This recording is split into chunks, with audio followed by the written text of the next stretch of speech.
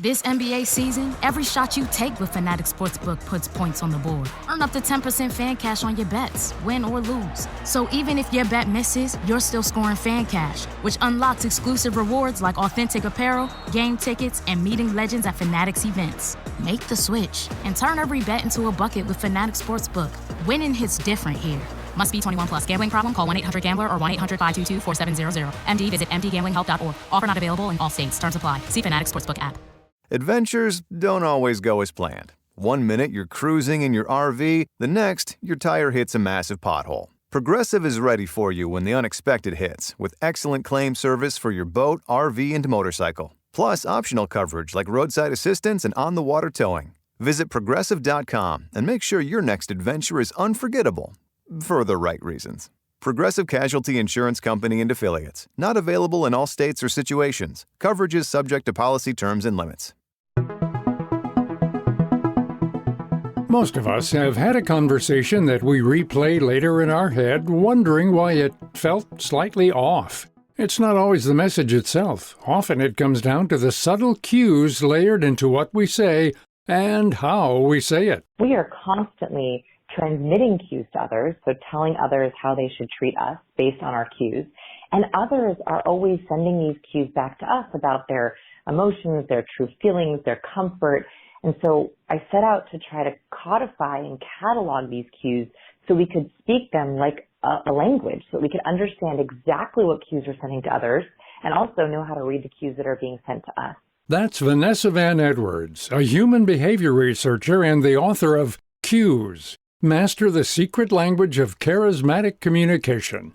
Her work breaks down the dozens of verbal, nonverbal, and vocal cues. These are all invisible signals that most people pick up on naturally. I am a recovering awkward person, so cue reading did not come naturally to me. I have a hard time processing social information. And I also thought from a very young age, since I was always feeling awkward, oh, well, charismatic people, it must be an innate trait. You know, you're either born with charisma or you're not.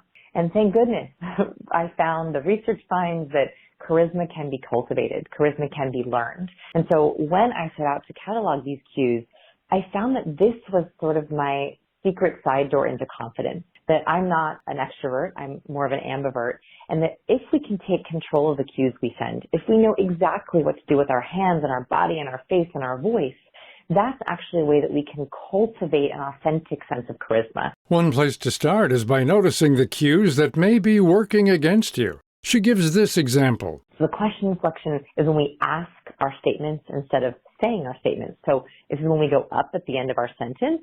So if I were to get on this interview and say, hi, my name is Vanessa. I'm here to talk about cues, and I'm really excited to be here. If I did my entire interview in that up talk, you would begin to doubt my competence. And that is exactly what the question inflection does. It's a cue that signals questioning.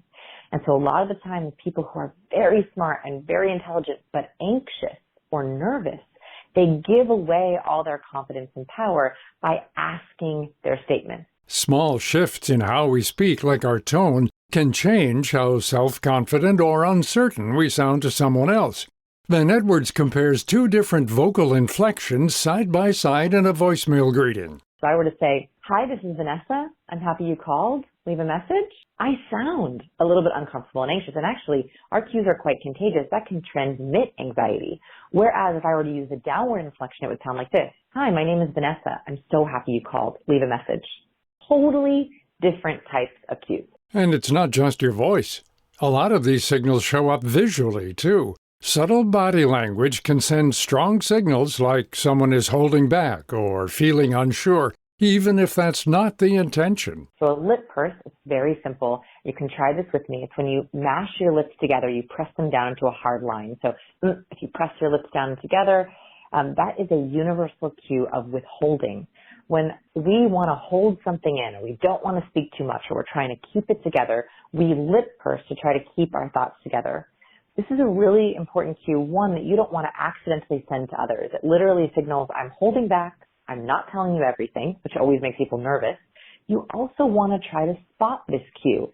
If you're with someone in a presentation or a pitch or on a date, and they suddenly lip purse around an answer, that is your perfect opportunity to say, that all makes sense. Are we all good? That is a perfect opportunity to find out just a little bit more information. Even common habits, like crossing your arms, can read as being closed off or uncomfortable.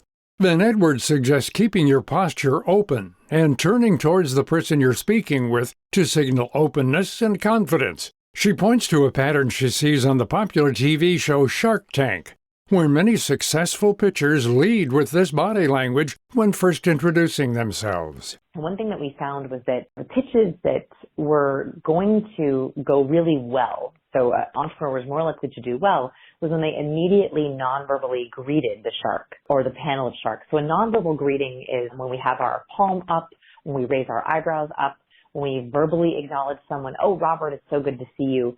So on the one hand is in the first 10 seconds of any interaction. And that could be a video call, that can be in person. You want to non-verbally greet the person you're with. So every video call, I always start with a palm up. Hey, good morning. Nice to see you. That little wave, that little tiny signal of acknowledgement is exactly what makes people feel like, I'm seen and heard. It's so small, but just that little palm up gesture when you walk into a room or hop on video will immediately begin to trigger trust and warmth. Another big tip when it comes to body language is maintaining the same rules on a video call that you would in person. In person, we sort of know we don't want to get too close to someone. We don't want to be a close talker. We want to make sure that we're a couple feet away. On camera, it seems like all these rules go out the window. So people will hop on a video call, open up their video, and they're, a couple of inches away from the screen. That is like being a digital close talker. And immediately, instinctively, when we see someone who's too close to the camera, we actually feel like they're in our intimate space. Even though we know logically they're across the land, across the digital space, that is a signal that will immediately trigger mistrust. From Zoom calls to in-person body language, making these little changes over time can make all the difference. And don't worry if it all feels overwhelming or unnatural at first. I would love for folks to think about learning cues like learning a foreign language, right? So when you're learning another language, you learn word by word. It's the same thing with cues, right? There are 96 cues in the book. If you tried to use all 96 at once, it would be like trying to go and be fluent in another language in the first day. First, I want you to pick the cues. Start with the cues that sound the most exciting to you, the cues you think you can use the most often. And there are going to be some cues you try on it and you're going to love. There are going to be some cues that you're like, I have to work with this.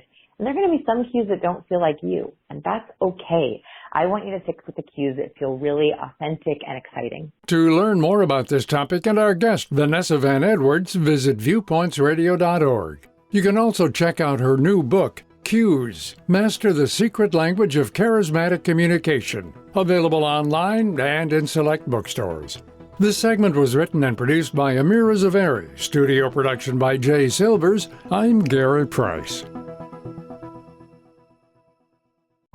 The In Good Health podcast gives listeners the latest news on what's trending in health, science, technology, and more, featuring medical experts who break down complex topics in a way that's easy to understand.